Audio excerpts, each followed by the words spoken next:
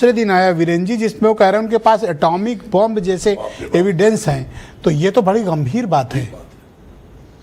ब्रजेश जी, ये ज़्यादा गंभीर बात नहीं है, क्योंकि इस देश में चुनाव में बहुत सारी धांधलियां होती रही हैं। एक ज़माना था जब चंबल में डकैत पूरा बैलेट बक्सा उठा ले जाते रहे, और आज भी वो ज़माना है जब ब्लॉक प्रमुखी और जिला पंचायत के चुनाव में प्रत्याशी उठाए ले जाते हैं, पर्चा नहीं भर पाते, तमाम मुकदमे लिखे जाते हैं, लोग जेल में ठूसे जाते हैं। तो ये चुनाव में धांधली होना, दबंगई होना, ये कोई नई बात नहीं है। लेकिन चूंकि जब मामला देश के केंद्रीय चुनाव आयोग का है, तब उसकी निष्पक्षता, चूंकि एक स्वतंत्र आयोग है, उसकी निष्पक्षता पर कोई सवाल अगर खड़ा होता है तो सरकार को या कोर्ट को चाहिए कोई कमेटी बनावे और उसकी जांच करावे, क्योंकि ये देश का सवाल है, ये कोई मामूली बात नहीं है। हालांकि हम आप तमाम मामले देखते हैं कि वोटर कार्ड बना है, बूथ पर जाते हैं, वोटर लिस्ट में नाम गायब है, वोटर नहीं डाल पाते। तो ये वोटर कार्ड बना हुआ काहे के लिए गया कि मतदाता सूची से नाम गायब हो जाए और कार्ड लिए घूमो? कितनी खामियां हैं। अगर खाली एक महाराष्ट्र एक कर्नाटक की बात नहीं, जब बिहार में स्पेशल इंटेंसिव रिवीजन मतलब विशेष गहन मतदाता सूची का पुनरीक्षण का कार्यक्रम शुरू हुआ, तो ये कहा गया कि बहुत सारे बाहरी लोग हैं जो इस चुनाव की पवित्रता को, निष्पक्षता को नष्ट कर सकते हैं, जिसमें रोहिंग्या भी हैं, जिसमें बांग्लादेशी हैं, जिसमें दूसरे राज्यों के लोग हैं, और काफी हद तक उसमें मुसलमानों के लिए भी अघोषित रूप से बात थी।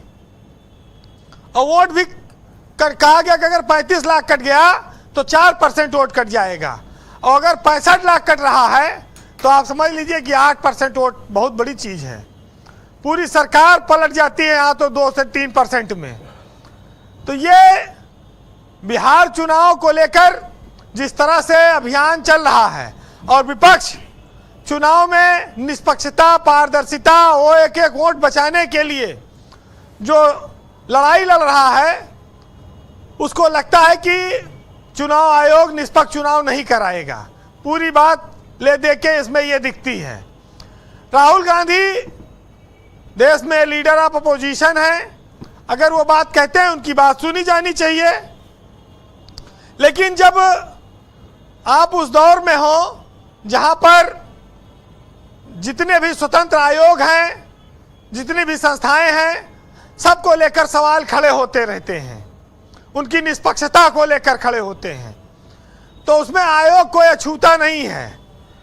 लेकिन आपको जानकर बड़ी हैरत होगी कि जो चुनाव आयोग चुनाव आचार संहिता लगते ही राज्यों के चीफ सेक्रेटरी, डीजीपी, दर्जनों डीएम हटा देता था, अब वो एको को नहीं हटाता।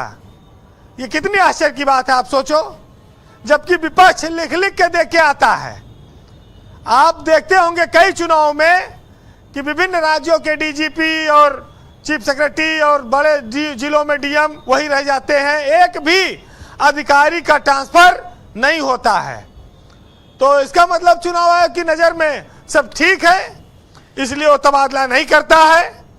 लेकिन उसके साथ साथ एक चीज और कहना चाहूंगा कि जिस देश में चुनाव को लोकतंत्र का उत्सव कहा गया हो, जिस चुनाव को लोग अधिक से अधिक वोट डालें, उसके लिए चुनाव आयोग कैंपेन चलाता हो, प्रचार करता हो, अभियान चलाता हो, आज उसी चुनाव आयोग पे वोट काटने का आरोप लग रहा है। कितना विपरीत और कितना शर्मनाक स्थिति है, क्योंकि हम इस देश में हर आदमी के वोट की कीमत को समझाते हैं।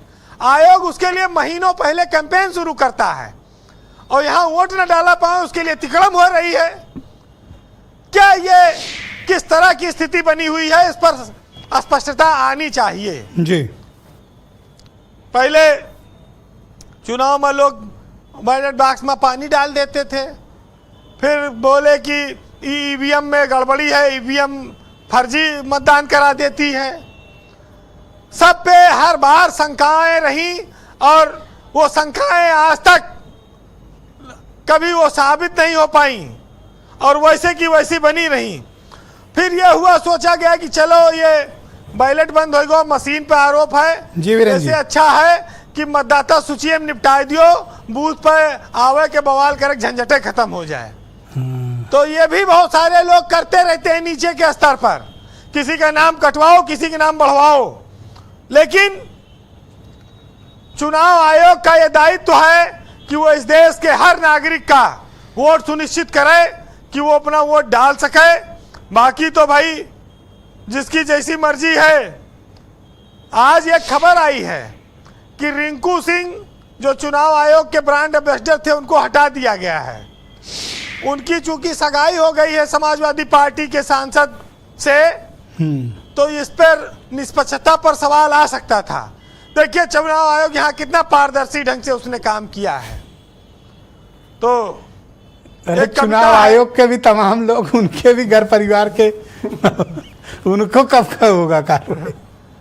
देखिए एक अल्लाह बीकानेरी थे, उनकी बड़ी अच्छी कविता है, नेताओं पर है, और नेताओं के आश्वासन वादे चुनाव में जो बड़े बड़े करते हैं उसको सुनिएगा कि जो बूढ़े खसूट नेता हैं उनको खड्डे में जाने दो और बस एक बार मुझको सरकार बनाने दो। मेरे भाषण के डंडे से भागेगा भूत गरीबी का, और मेरे वक्तव्य सुने तो झगड़ा दूर होगा मियाँ बीबी का, और मेरे आश्वासन के टॉनिक का एक डोज मिल जाए अगर, और चांदगी राम को चित करे पेशेंट पुराना टीबी का, और नारियल मरियल सी जनता को मीठे वादों का जूस पिलाने दो, बस एक बार मुझे सरकार बनाने दो।